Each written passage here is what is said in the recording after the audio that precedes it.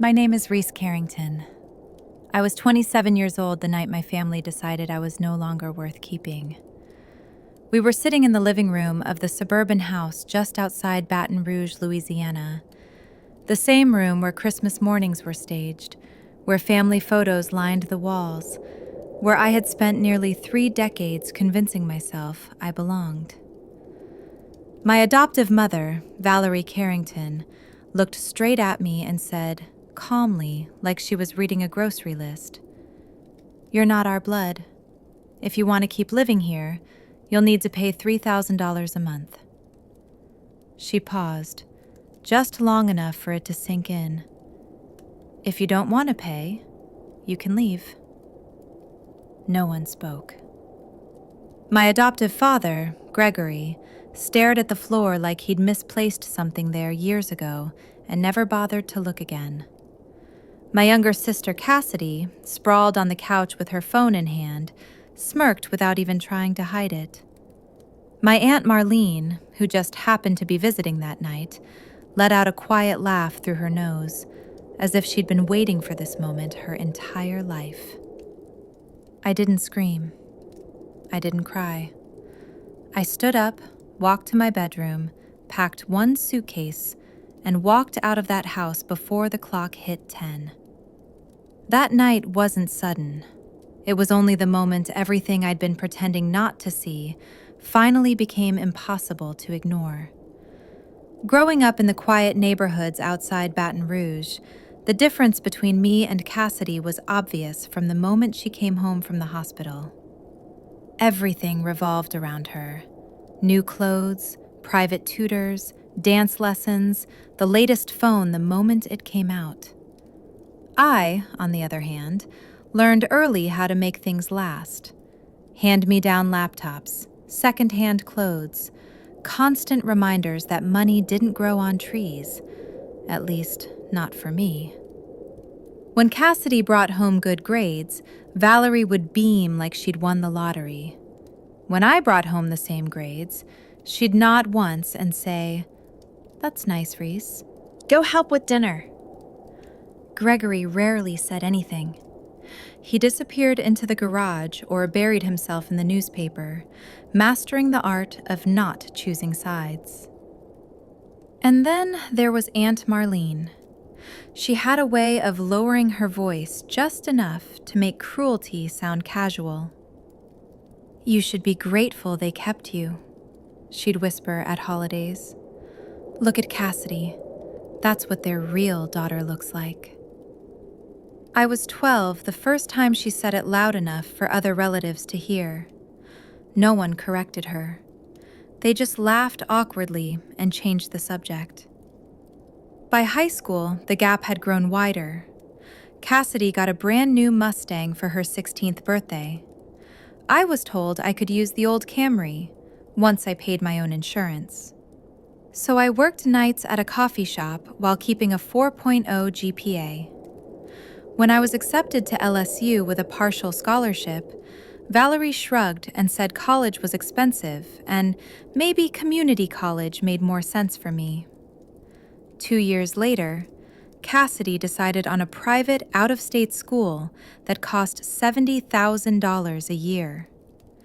The check was written the same week. The worst part wasn't the money. It was the way they looked at me, like a long-term house guest who had overstayed her welcome. Family photos always had Cassidy front and center. I stood slightly off to the side, half-cropped, like an afterthought. At dinner, conversations floated around me, never to me. So I learned to keep my head down, work hard, and expect nothing. I graduated college debt-free only because I worked 2 jobs and lived on ramen. Cassidy dropped out after 1 semester and came home with a new designer wardrobe. I landed a remote contract as a senior graphic designer and started saving every penny. That's when they noticed. Suddenly, a 27-year-old still living at home needed to contribute $3,000 a month to stay under a roof I'd already paid for with my silence. The night Valerie said it out loud, something inside me finally snapped into place. I didn't need to hear anything else. I already knew exactly where I stood. 1 month later, I came back to grab the last box I'd forgotten. The house was empty. I still had the spare key. I let myself in around 9 in the morning, planning to be gone in 10 minutes. I walked past the living room where my eviction had been delivered and headed to Gregory's home office. The safe was built into the bottom drawer of his desk. I'd seen him open it 100 times growing up. The combination hadn't changed since I was 14. I turned the dial. The lock clicked. Inside were the usual things: passports, the deed to the house, old jewelry Valerie never wore. Then I saw it. A thick manila envelope shoved to the back, yellowed with age, sealed with cracked red wax. My name was written on the front in faded ink. Reese. Do not open until told. I broke the seal. The first document was a private adoption agreement dated April 1998, signed by Valerie and Gregory, and countersigned by a Boston law firm. Below their signatures was another name: Jonathan Hawthorne. The next page showed a wire transfer confirmation: $1.2 million from the Hawthorne Family Trust, sent 3 days after my birth. There was a Polaroid of a newborn baby wrapped in a hospital blanket. On the white border, someone had written, Baby Girl Hawthorne, April 15th, 1998. I sat on the floor and kept pulling papers out. Non-disclosure agreements, legal instructions never to reveal the biological parent, clauses releasing him from future obligation, and then a handwritten note. If you're reading this, something went wrong and you found out early. I wanted to keep you more than anything. I was 24, and my family threatened to cut me off completely if I fought them. One day, I'll make this right. For 27 years, I had lived 15 miles away from the truth. I photographed every page, locked the safe, grabbed my box, and walked out. That night, I emailed a private investigation firm. I think this man is my biological father, I wrote. I need to know. 4 hours later, they replied. Preliminary match looks strong. 9 days later, my phone rang. The truth was about to change everything. 9 days after I sent those photos, my phone rang with a number I didn't recognize. New York. I let it ring twice before answering, my stomach already tight. Reese Carrington? The man asked. Yes? This is Daniel Walsh. I'm the investigator you contacted. I need you to sit down. I was already sitting on the edge of my bed in my tiny studio apartment downtown, the Mississippi River visible through the window. I watched the water move while he spoke. We ran the documents you sent. The signatures are authentic. The trust exists. The law firm still exists. And Jonathan Hawthorne has agreed to meet you in person.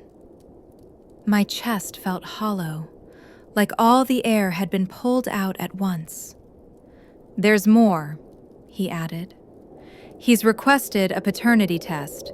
He's already booked a private suite in Midtown Manhattan, under a corporate alias. If you're willing, he'd like to meet you within the week. I didn't say yes right away. I didn't say no either. I hung up, stared at the wall, and realized something unsettlingly clear. Nothing in my life was holding me where I was. I had no lease tying me down, no family waiting for me at dinner, no one checking if I came home safe. So 2 days later, I boarded the earliest flight out of Baton Rouge with a single carry-on and a knot in my throat I couldn't swallow. When I landed at LaGuardia, a black SUV was waiting at arrivals with my name printed on a small card in the windshield. The driver didn't ask questions. He drove straight into Manhattan, past buildings I'd only ever seen in movies, and pulled up to a discreet hotel entrance with no signage, no lobby, no front desk, just a private elevator. When the doors slid open, I stepped directly into a suite that looked out over Central Park. And standing by the window was a man who looked like an older version of my own reflection. Same eyes, same jaw, same shade of green that shifts with the light. Jonathan Hawthorne turned slowly when he heard me enter. For a long moment, neither of us spoke. Then he said my name. Reese. Not like a stranger testing a word, like someone who had practiced saying it for years. A doctor stood quietly near a small table with testing kits laid out. An assistant, his assistant, hovered near the door. The test took less than 5 minutes. Cheek swabs, labels, sealed tubes. When they left, it was just the two of us. Jonathan poured water into 2 glasses, hands steady. "I won't insult you with small talk," he said. "You deserve the truth." He didn't dodge. He didn't soften it. He told me that in 1997, he was 24, fresh out of Yale, dating someone his family deemed unacceptable. When she got pregnant, the ultimatum came fast. Give the baby up quietly or lose everything. The inheritance, the board seat, the company acquisition already in motion. His family lawyers handled the adoption while he was put on a plane to London for 18 months to cool off. By the time he returned, I was gone. The trail was buried under trusts and NDAs. "I signed because I believed it was the only way to protect you," he said. "From the media, from my family, from a life where you'd be dissected before you could walk." He didn't ask for forgiveness. He didn't cry. He just told the truth he'd carried alone for 27 years. "I never married," he said quietly. "I never had other children. Everything I built with you in mind." That was the moment I broke. Not because of the money, not because of the power, but because for the first time in my life, someone was explaining my existence like it had always mattered. 2 nights later, the lab results came back. 99.9998%. Jonathan didn't celebrate. He reached across the table and covered my hand with his. "You're my daughter," he said. "That's not going to change again." Over the next few days, we talked until sunrise. He showed me photos of the house in Boston where he grew up, told me about his mother, who died when he was 12, walked me through the company he had built piece by piece. Carter Pharmaceuticals, $28 billion in market value, and every share held in a trust with my name on it. "I won't force anything," he said, "but the door has been open since the day you were born." When I flew back to Louisiana, my passport still said Carrington, but for the first time, it felt temporary. The next 4 weeks became a blur of 2 lives. On the outside, I kept my freelance contracts running, paid my rent, answered emails. But every Thursday night, I took the last flight to New York and returned before dawn on Monday. No one in Baton Rouge noticed. In New York, everything changed. Jonathan met me at a private airstrip outside the city, each time in a different car. Carter Pharmaceuticals' headquarters felt like stepping into another universe. Research labs that looked like science fiction, manufacturing plants that ran 24 hours a day, teams who spoke in numbers that made my head spin. He didn't shield me. He showed me everything.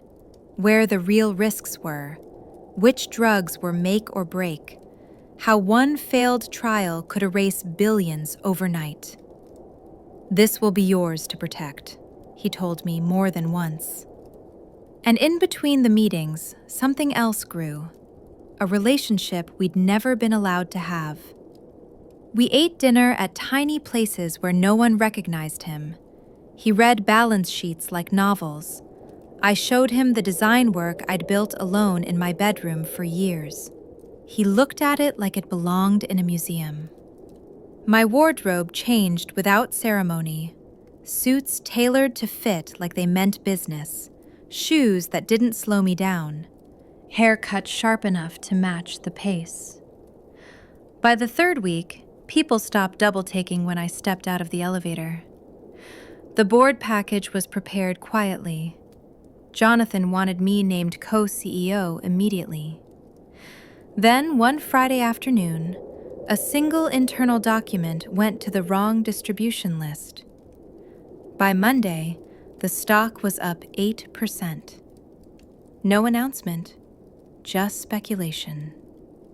We spent the last weekend before everything went public on his terrace overlooking the East River. He opened a bottle of wine from the year I was born. "I've been saving this," he said, "for you." I finally asked the question that had been sitting in my chest for weeks. "Do you want me to take your last name right away?" He thought about it. "When you're ready," he said. "You'll decide what feels right." I flew home Sunday night with a new laptop and an amended birth certificate sealed in my bag. By the time I landed, I wasn't the same woman who had packed one suitcase and walked out of a house that never loved her. 2 months after that night in the living room, the world found out who I really was. And the people who charged me $3,000 a month to stay disappeared into silence. 2 months after I walked out of that house with one suitcase, the world finally learned my name. The press conference was scheduled for a Tuesday morning in early November, timed perfectly with Carter Pharmaceuticals' record-breaking third-quarter earnings. Jonathan called it strategic honesty. I called it closure. I stood one step behind him on the stage, wearing a tailored black suit that felt like armor. Cameras lined the auditorium 3 rows deep. Every major network was there. I could hear the low hum of speculation ripple through the room before he even touched the microphone. Jonathan didn't waste time. 27 years ago, he began, voice steady, I made the hardest decision of my life. I allowed my only child to be adopted in secret to protect her from a media storm my family could not survive. The room went completely silent. Today, I am correcting that decision. He turned toward me and held out his hand. I stepped forward. "This is my daughter," he said. "Reese Hawthorne. She is the sole heir to Carter Pharmaceuticals, and effective immediately, my co-CEO." The flashes exploded like lightning. By noon, the headline was everywhere. Billionaire Jonathan Hawthorne reveals secret daughter, names her co-CEO of $28 billion pharma giant. The stock closed up 18%. My old freelance portfolio crashed from traffic overload. And back in Baton Rouge, the house I grew up in appeared on Google Street View with news vans parked outside. I watched it all from Jonathan's office on the 72nd floor, the city glowing gold beneath us. You ready for what comes next? He asked. I smiled for the first time in days. I've been ready my whole life. 2 weeks later, I legally changed my name. Reese Hawthorne. The girl who had been told she was worth $3,000 a month no longer existed. At exactly 10 a.m. the following Monday, my assistant buzzed my office. "They're here," she said. "All of them." I didn't ask who. "Send them up." They walked in looking like people who had dressed for a funeral they weren't sure was theirs. Valerie wore her pearl necklace.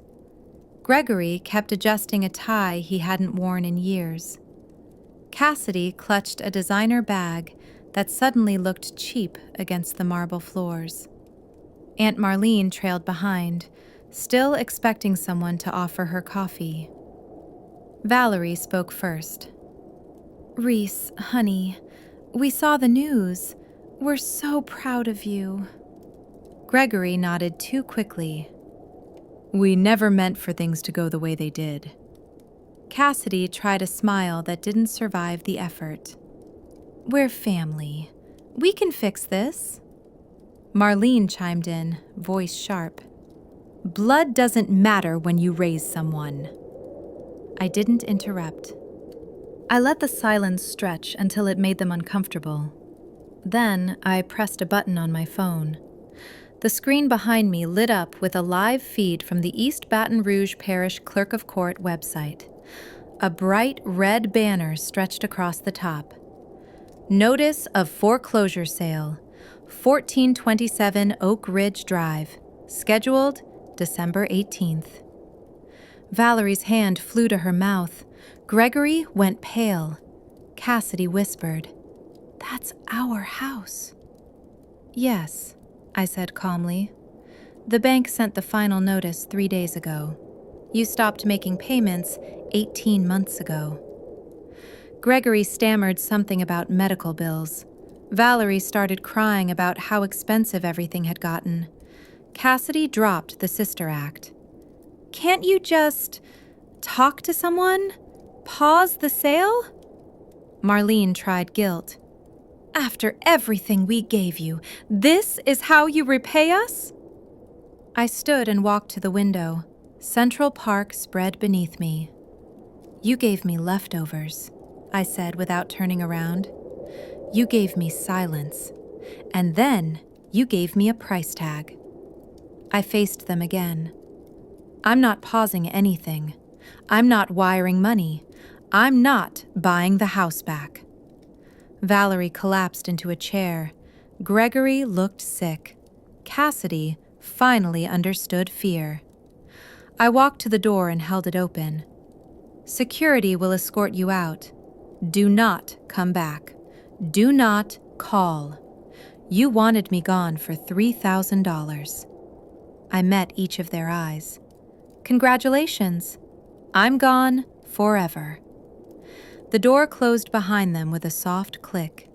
It sounded exactly like the safe in Gregory's office the day everything began.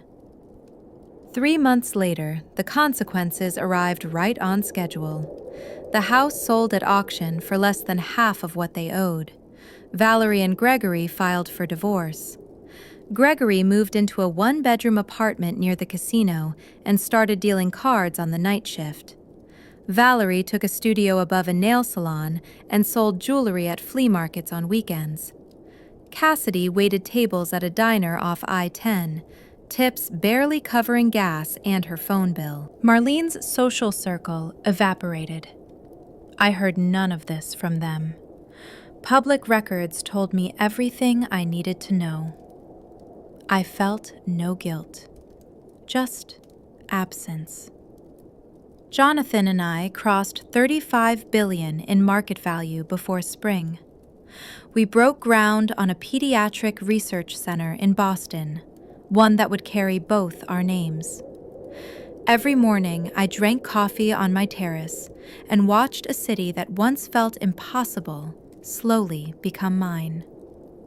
3 months after they walked out of my office, life settled into something quieter, not easier, just honest.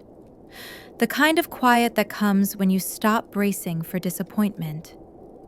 The house on Oak Ridge Drive officially changed hands on a cold Thursday morning in February. A local investor bought it for less than half of what Valerie and Gregory still owed.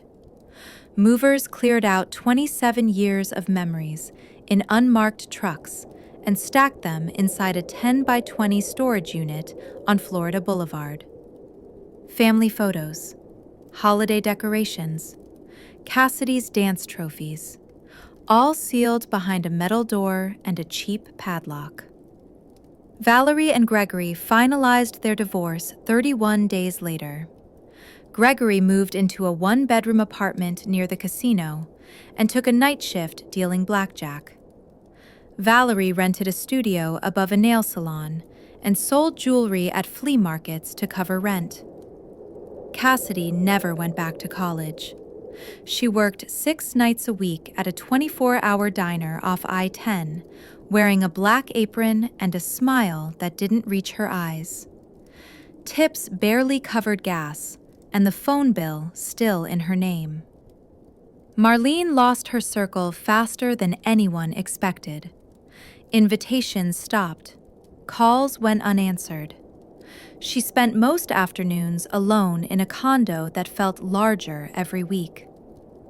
I didn't hear any of this from them directly.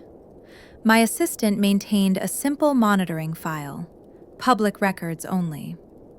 Once a month, a single-page summary landed on my desk. I read it, signed it, filed it away, and moved on. People asked if I felt guilty watching everything collapse. The truth was simpler than that. I felt nothing where they were concerned. No anger, no satisfaction. Just the clean absence that comes when you finally stop carrying something that was never yours to hold. Jonathan and I kept building. Carter Pharmaceuticals crossed $35 billion in market value before spring. We broke ground on a pediatric research center in Boston, one that would carry both our names. Not as a legacy move, as a promise. My apartment on the Upper East Side has a terrace where I drink coffee every morning and watch the city wake up. The same city that once felt unreachable now feels like a place I belong. Not because of money, but because I earned the right to be here. Some nights I think about the girl I was, the one who worked 2 jobs and still tried to earn a seat at a table that never planned to keep her. I wish I could tell her this. You don't owe loyalty to people who only value you when it's convenient. You don't have to stay where you're tolerated. And leaving doesn't mean you failed. Sometimes, leaving is the first time you choose yourself. Blood didn't decide my worth. Silence didn't define me. And walking away didn't make me smaller. It made room for everything that came next. If you're listening to this and wondering whether it's selfish to step back, to stop explaining, to stop paying the emotional rent, know this. You're allowed to build a life that doesn't require permission. This story ends here, but if it made you think about your own boundaries, your own value, your own quiet strength, then it did exactly what it was meant to do. Thank you for staying until the last word. And remember, sometimes the bravest thing you can do is walk out, so you can finally arrive.